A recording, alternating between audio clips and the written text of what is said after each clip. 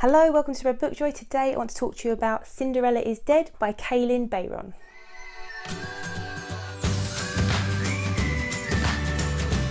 If you're new to the channel, I'm Jack. I'm a qualified primary school teacher who reviews great books for children and young adults for home or school, and I also review adult books now, so I talk about all sorts of reading in hope that I'm spreading the joy of books and reading as far and wide as possible. I release review videos like this on a Wednesday and all my other content on a Saturday. So today I want to talk about the YA Cinderella retelling subversion by Kalynn Bayron. Cinderella is Dead is set in 200 years after the story of Cinderella in a town called Lille in an imaginary French kingdom called Marseille. I'm assuming French because Lille, and also Cinderella is a French fairy tale and the name she's given them. Sophia, our main protagonist, is living in a town where the fairy tale of Cinderella is held up to be the paragon of women, and the story of Cinderella, it's not a fairy tale, the story of Cinderella is sacrosanct, and it's believed, it's almost like a religion. And the king holds an annual ball every year. Girls are, when they come of age, they're expected to attend this ball and be chosen by a husband. If they're not chosen the first year, they get another chance, but then they have to be chosen, or their parents can give them up as a forfeit. And a forfeit, according to the book, I think they think they're going to go off and work in a field somewhere and never see their parents again, like basically indentured servitude. Sophia's quite headstrong and also happens to be in love with her best friend, Erin. So she says that when she was growing up and listening to the story of Cinderella and being made to recite it, because all the girls have to know it off by heart, that she was more interested in marrying the princess than the prince. She's also approaching the ball, the time when she's supposed to go to the ball, and Erin is distancing herself from Sophia. The town where they grow up, the women just have no rights.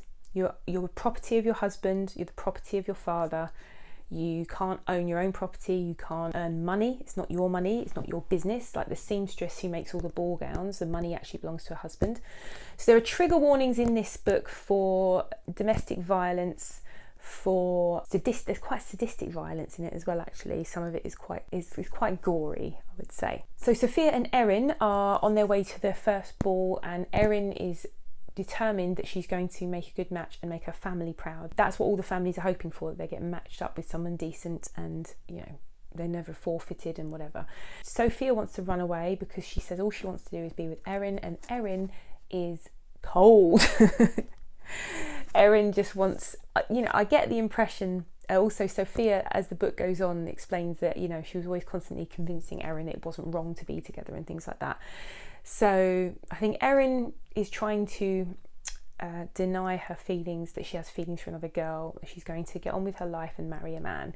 Sophia's not happy about that. There's also a character called Luke, who is her neighbour's son. And initially she's very wary of him because he seems to be really interested in her. But it turns out that he knows Sophia likes women. He wants to confide in her because he happens to be gay, and he has had a relationship with a boy called Edouard, who, when the parents found out, was taken off to the palace as a forfeit.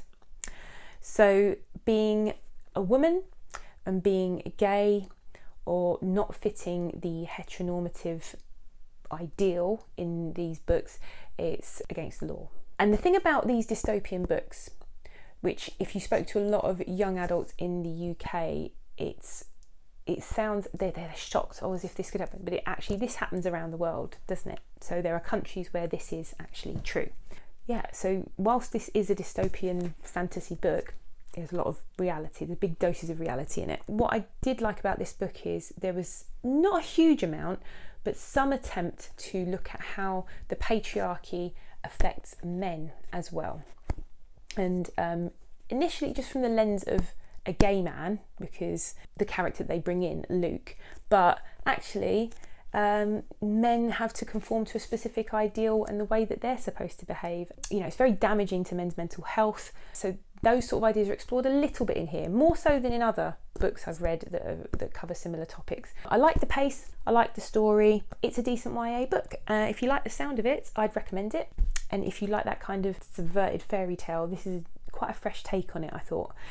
And also the main character, as well as being a queer woman, is a person of colour, because Kalynn Bayron said when she wrote it that she was fed up of just not seeing people who look like her in fairy tales when she grew up. The main character's ethnicity is not ever discussed in here, and doesn't seem to be any oppression of her because of the colour of her skin. It's just because of her gender. So lots to explore in this book. I'm sure when I think about it a bit more over the next few days, there'll be some other things that I'd want to unpick about it a little bit, but I think she did a decent job. I think it's her debut novel. I definitely think, and there's a book coming out in June by her, which sounds really, really interesting as well. So I'd be interested to pick that up. If you like this review, please click like and subscribe. I post review videos every Wednesday and other content on a Saturday. Hopefully I'll see you again here soon. Bye.